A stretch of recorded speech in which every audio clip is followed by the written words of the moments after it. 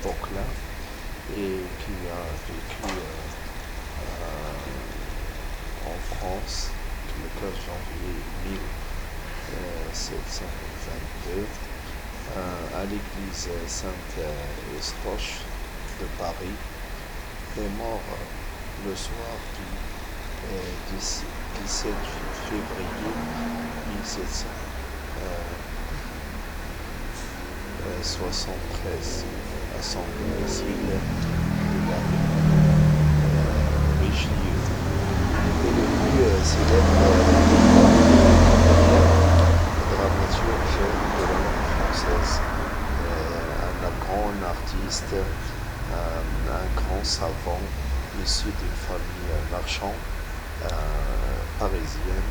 Il s'associe à 20 ans avec une dizaine de camarades d'entre membres de la famille. Déjà, il fait le théâtre, l'instrument théâtral, l'illustration théâtrale. Il a été représenté, engagé en paquet en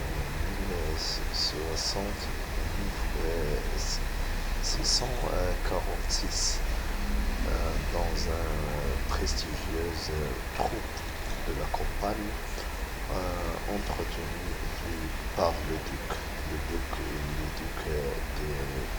de Traîne, gouverneur de Gine, puis par plusieurs prospectus supérieurs spécialement engagés et dans la relaxation de la représentation de Tartuffe représente une représentation spatiale dans la comédie et dans les auteurs qui sont glorisés par cette initiative très reconnue,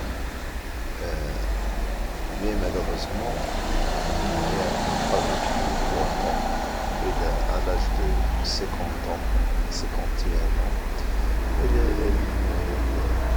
doit se décider. Il a vécu peu de temps, il a donné à la littérature française un grand chef-d'œuvre, un grand livre de la comédie, de la littérature, de la comédie, la force, et aussi il a représenté la farce. La farce aussi, c'est un genre très caractéristique, le caractère spécial de certains personnages qui sont tracés par Molière. Il a représenté aussi les mœurs fondamentales françaises, mais aussi le ballet. Il a représenté la musique classique, la musique aussi la scène sont en artistique. Il a fait une présentation. La jeunesse de Molière n'était pas une jeunesse très glorieuse. Il n'a pas été très satisfait de lui-même. Il a eu des troubles, beaucoup de passages très inquiétants dans sa vie. Mais il a étudié de force dans la documentation, le témoignage et aussi de la tradition française. Les œuvres de Molière étaient très fortes. Jean Poquelin aurait fait ici sa philosophie sur son prestigieux collège et suivi aussi par le lycée de Louis le Grand, qui est très connu à l'époque. Molière a connu une grande passion pour les langues, pour le savoir et aussi pour l'intéressement particulier de certains sièges de la langue de la littérature française et de la grandeur de la langue aussi. La scène de Molière représente toujours l'élite, une tradition fondamentale à la chef-d'œuvre de caractérisation de certaines très spécifiques. Il a été vraiment un représentant du théâtre, de la scène est aussi un représentant d'une catégorie de l'art de glorifiant. Et il a fait la troupe, le trophée. Il a connu beaucoup des chefs-d'œuvre. Il a laissé beaucoup de connaissances en ce qui concerne le passage de ce petit artiste. Il a connu aussi le théâtre royal, qui a été à l'éloge dans le passage de Molière, qui s'est installé dans le quartier. Il a pris un appartement dans ce quartier où il y a le palais royal, rue de Saint-Thomas, du Louvre, etc. Il a l'école de Paris, les troupes créées à l'école de Marie représentaient un chef-d'œuvre aussi classique. Dame le Raja représentait à Molière beaucoup de choses, beaucoup d'estimations, beaucoup de lettres très passionnées. Mais la vie continue. C'était clarté de création, d'articulation, aussi. Les choses que nous distinguent Molière et toujours le Trier, Armand Praget, etc., Arondé, Hubert, etc., du parc, Marquise du parc, etc., ce sont là des représentations des personnages qui ont tracé Molière dans sa vie, Michel Baron, etc. Ce sont là des choses très intéressantes à voir. Molière a vécu une vie vraiment fantastique, mais plein de désespoir, de clin d'œil, de passion aussi. C'est qui a été vraiment soumis à des règles de la scène, de bienséance, etc.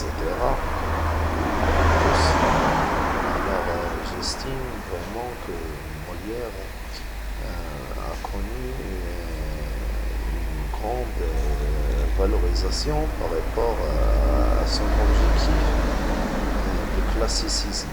Il a été reconnu comme un grand chef-d'œuvre du classicisme, du genre farce, de comédie ballet, etc. Les choses de Molière, les œuvres principales, comme par exemple les précieuses ridicules, en 1759, l'école des femmes, en 1762, Don Juan, ou le festin de Pierre, c'est en 1765, les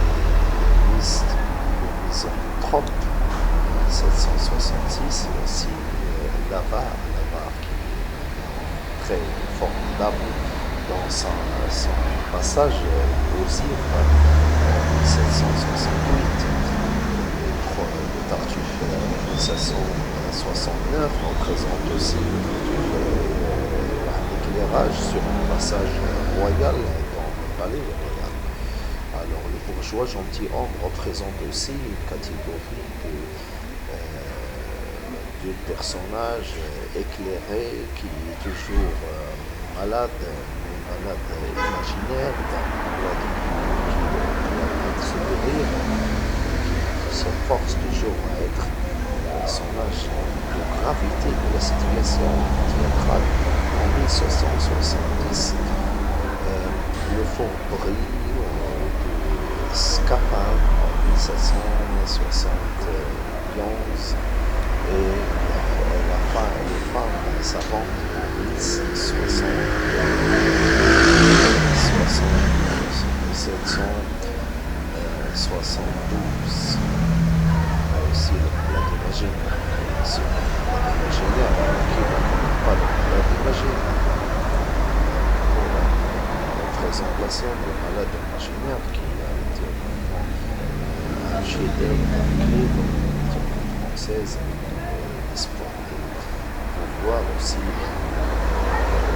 autre façon de parler ses œuvres de classicisme réel aussi, certaines visions sur le malade imaginaire, par exemple, les gens les joueurs ou sur Don Julian, par exemple, c'est très particulier, qui représente un bourgeois, qui a beaucoup de choses à voir, qui a beaucoup de clarté sur la façon de gérer une relation humaine, enfin, mais aussi avec cette certitude de jouer avec plusieurs façons et de ne pas multiplier les relations et à la fin être avec le souper, avec un statut, avoir un châtiment qui doit être à la fin du chapitre 5 ou 6 pour donner qu'il soit foudroyé par ces divines. Là, c'est une superbe catégorie de voir un Don Julian à la fin de ce passage qui sait comment parler, qui sait comment traduire, qui sait comment naviguer une relation mentale avec des femmes, soit à la fin le châtiment qui est désastreux, qui donne pitié à cette œuvre, qui n'a pas de valorisation, d'estimation.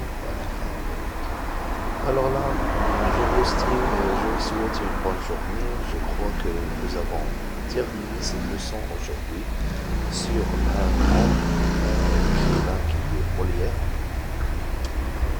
Pourquoi j'ai choisi Molière? Parce que la majorité de Molière, que tous les écrivains, tous les professeurs et tous les professeurs universitaires doivent connaître par cœur cet écrivain, ce qu'il a donné au théâtre, la vraie valeur, la vraie estimation d'un vrai théâtre, un théâtre qui je crois que Molière, s'il avait vraiment cette faculté de changer le théâtre, il va le changer. Mais il y aura toujours des règles qui méprisent le rôle de cet être-là. Je crois que Molière, s'il avait la possibilité de changer le théâtre, et de moderniser le théâtre par des trophées, etc., des troupes, etc., il va le faire. Il va moderniser le cinéma aussi. Mais Molière avait toujours une étroite ouverture.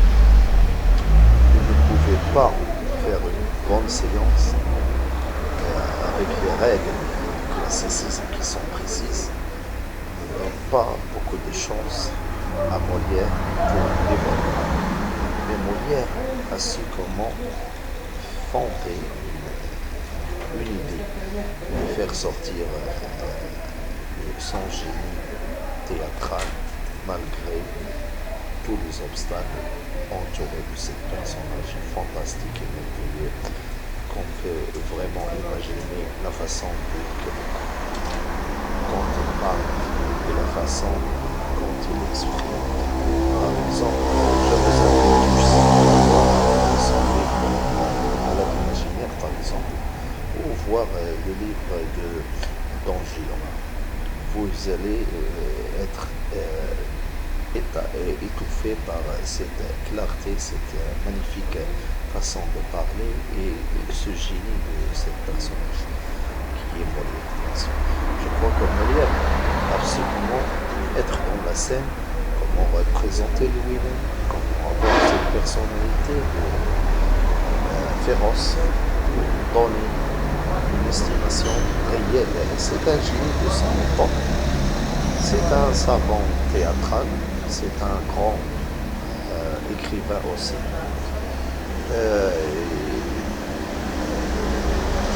Connaissance de la langue, connaissance du français, les règles françaises, bienséance, l'accréditation vraiment du palais sera vraiment une grande épanouissement dans le théâtre. Alors, le palais royal arriver à ce niveau, pas facile, plutôt dans cette période qui est tourmentée, facile aussi. Alors je vous souhaite le bienvenu.